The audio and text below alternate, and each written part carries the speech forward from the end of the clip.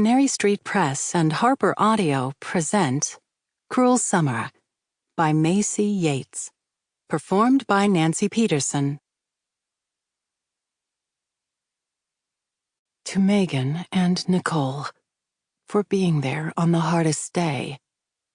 To Jackie, for all the late-night phone calls from my pantry. To Haven, for being the best husband and giving me all the space and understanding I needed. To writing, for letting me work out all the grief. To my dad, for being strong for me, but soft when you need to be.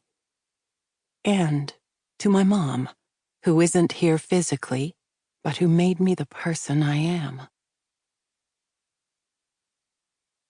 1. I think we should see other people.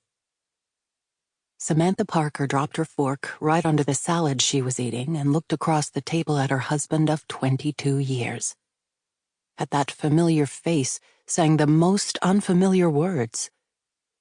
Will Parker was her soulmate. She'd known that since she was 16 years old and he'd kissed her on a school field trip to the Rock Museum. She had never cared much about rocks. But she'd cared a lot about whether or not the boy she considered one of her best friends liked her, like she did him. She'd only had to wait a breath between her confession and his kiss, her first kiss and his, to have the answer. That they felt the same.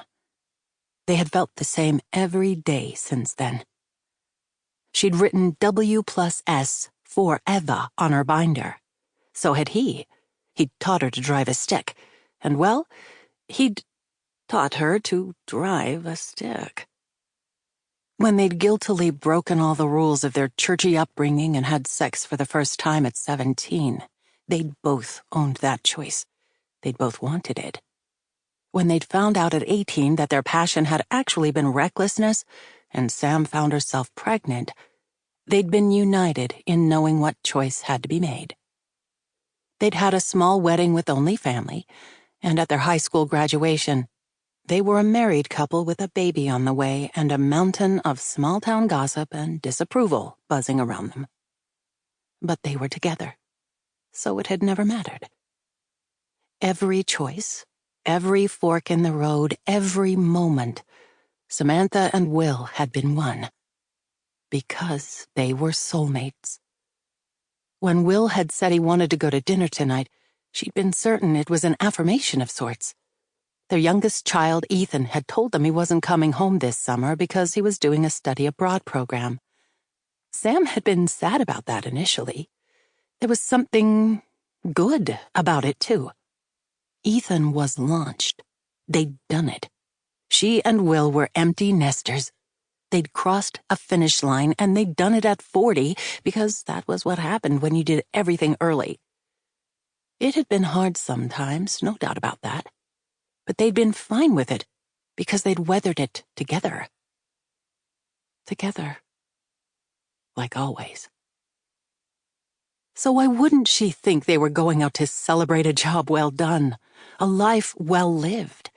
Finally going on an extended vacation like they'd planned to do when they'd graduated, but hadn't because they were having a baby, and they were young and broke anyway. Then they'd been raising 3 boys and growing businesses and organizing life. They were still young and not broke and didn't have kids at home to worry about. So it was the ideal time to travel. And she'd been absolutely sure that would be the topic of discussion for the evening. Not that. She laughed. And laughed and laughed. She didn't mean to, but what else was there to do? It was a joke. It had to be a joke. She decided then and there that it was. And that was how she would respond. Yeah, sure. Seeing other people. How about Alicia? She might be ready to date again by now. He did not laugh. He looked worried. Her stomach went so tight, she could hardly breathe. Sam, I'm serious. He could have just punched her. She would have been Sample complete. Ready to continue?